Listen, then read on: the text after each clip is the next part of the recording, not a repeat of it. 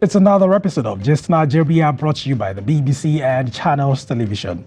And here on the program, we get to the heart of the stories that matter to you. I am Wale Fakile. Let's kick off with our top story. Every now and then, students and lecturers at Nigerian tertiary institutions conduct research on different topics. These studies are central to what they do, but critics say not much of their findings translate to solving real-life problems, as many Nigerians still depend on imported solutions. In this story, Just Nigeria's Ayuba Iliya explores the disconnect between town and gown and gets experts to signpost how to close the gap. There are 6,405 graduates.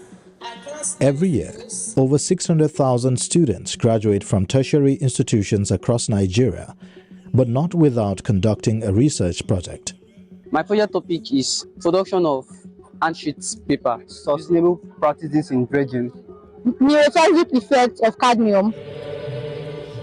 Tertiary institutions across Nigeria are busy. There is nowhere where you can go intellectually that you cannot find a Nigerian PhD holder or professor holder.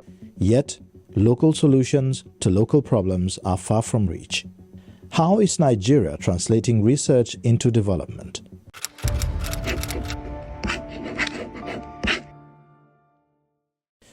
For 15 years, Olatunji Ojo has been researching and impacting knowledge as a mechanical engineer. In a recent project, Olatunji and other scholars produced brake parts mainly from palm kernel shells. Asbestosis disease can easily occur with asbestos brake parts. So to mitigate or eradicate this challenge, so that was what spurred us into working on the development of non-asbestos brake parts. If produced on a commercial scale, Olatunji's innovation could reduce importation of brake parts into Nigeria. But that was not the motivation for him and his colleagues. We do these researches, we put them on our shelves, we get promoted, and we forget them. And this country suffers in the process. As of 2022, the National Office for Technology Acquisition and Promotion in Nigeria had granted 400 national patents out of 1,079 patent applications received from tertiary institutions. Without patents, formal industry will not touch your technology. Why? Because if it is generic in the open space, anybody can use it. But this is only one of the many obstacles. 2 years ago, Just Nigeria told the story of Toyin Odutola, a petrochemical engineer who owns the patent to Nigeria's first hydrate flow loop. Her innovation could help mitigate the environmental impact of oil spill in Nigeria's Niger Delta region. It's been 10 years since Toyin's invention, but application by industry players is still at the talking stage. Beyond academia, what we started having recently is collaboration from indigenous oil companies. We're also looking towards commercializing the equipment. We've had talks about how this equipment can be rebuilt using a 3D printer, and how the research can spread beyond how it is. Toyin's innovation has made waves within academic circles, but its impact on the field is still wanting. There are at least 12,000 professors in diverse fields across Nigeria, with around 600 research institutes. But many believe this number has had very little impact on the country's development.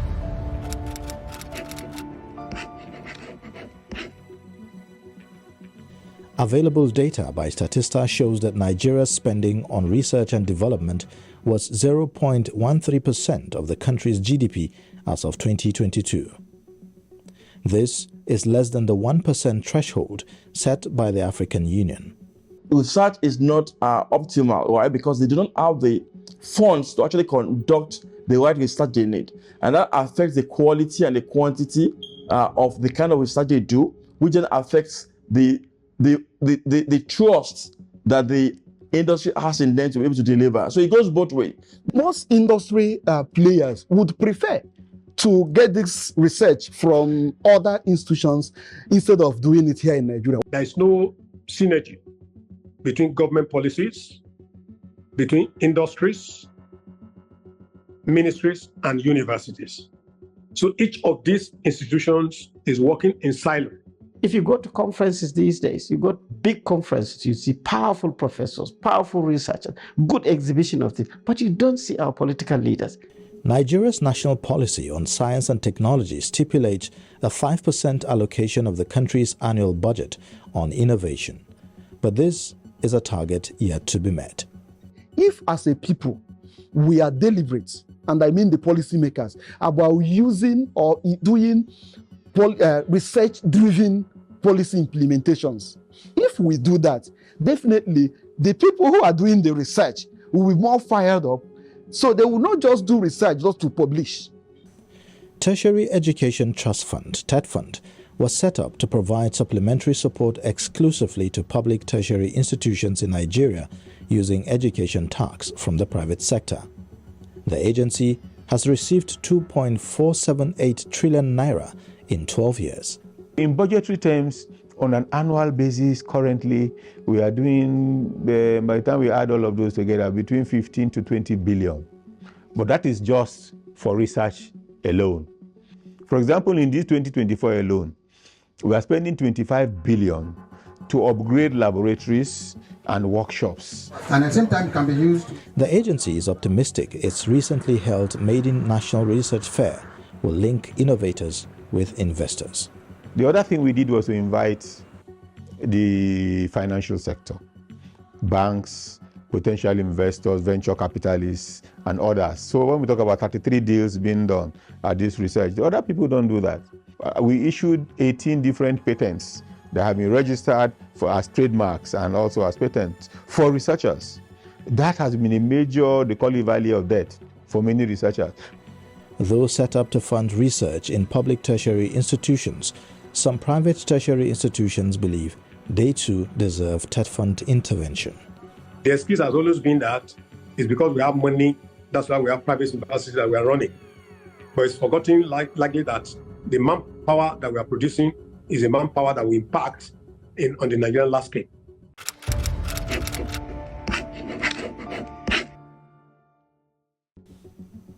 Olatunji and his colleagues are currently working on microwave welding using indigenously manufactured susceptors.